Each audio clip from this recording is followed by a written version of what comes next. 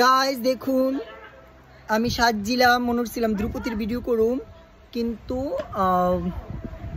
ইনস্টাগ্রামে গিয়ে দেখি সাউন্ডে আইতাছে না, সাউন্ডে সব উল্টা পাল্টা আইতাছে। নাম শুনলে লেগেছে কেসি আমি তো রাখছি তো নিয়া ঘরো। এই দেখুন এরাম বাড়ি যেতেছে এদিকে পইরা। এই দেখুন আমার সাজটা কেমন হয়েছে। থাকবো ভিডিও আয় না দুদো, এত কষ্ট করে সাজলাম কোনো লাভ হইল না।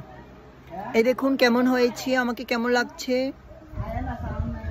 চুলানির মতো লাগছে কিনা। আমি তো কষ্ট করে করলাম, দুধও আয় না, সাউন্ড আয় না।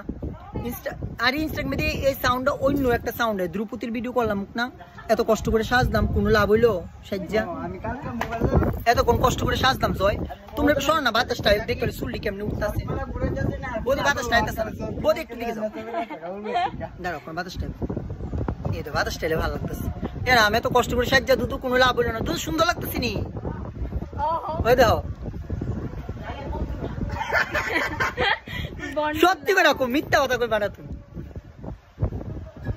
আরে ও তোমার সামনে এত কষ্ট করে সাজ্জা কোনো লাভ হলো না আমার, তার লেগে এই ভিডিওটা করে নিচ্ছি। কেমন লাগতেছে আমাকে বধূ রূপে সবাই কইবা। তুমি তো কইছো তখন ভালো লাগে না, এখন আবার খুব ভালোই। তোমার মুহিরাম তোমার মহিষাম। এই দেখুন বাঙালি বধূ।